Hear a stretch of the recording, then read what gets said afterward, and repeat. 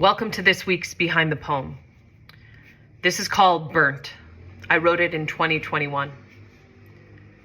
Burnt. My toaster never complains. I use it so infrequently, and still it seems flattered by the way it gets to hold court. I will move around everything else on the counter of the rolling butcher block cart that the previous tenant left, but the toaster's stance, perched against the right corner up against the wall, immobile. If we built that same kind of trust as a diaspora, maybe we could better trust the world. Maybe they could better trust us. But I have to remind myself that trust isn't always an antidote to trauma.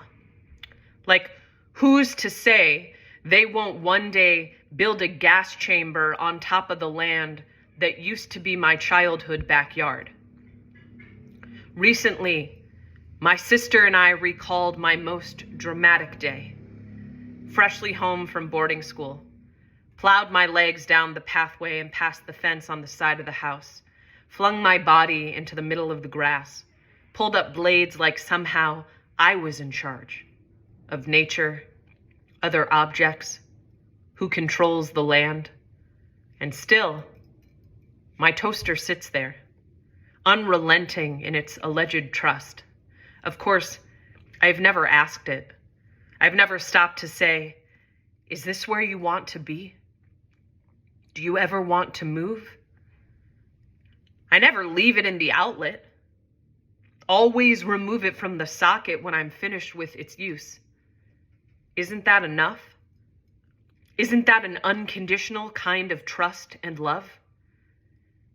It doesn't always have to go back to my diaspora. My parents made me too, and their parents, and their parents' parents, and the people who tried to kill everyone else's parents' parents, even though my parents' parents were off fighting on the other side of the war. One day, we will celebrate every yard site. Maybe we'll have an entire year where all we do is grieve. Heck, make it a decade. Make it a lifetime, a generation. And Shiva doesn't have to only be sad. I somehow found a way to laugh at least once, or maybe even twice, at my brother's Shiva, even though my father mostly wailed, especially when we got up. Especially when we got up from Shiva and walked around the block. That's the ritual, getting up from Shiva. It doesn't even have a Hebrew name. According to the internet, toaster in Hebrew is just toaster with Hebrew letters. But that can't be right. A thing that is strong enough to burn bread couldn't possibly be the same as a thing that can potentially burn a person or a people or a nation to the ground. But here we are. We did, of course, have to sell my childhood home. The backyard sold as a separate lot.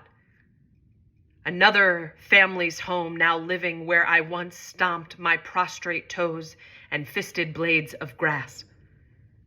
Even the toaster is ephemeral. Even the toaster isn't mine. But I try.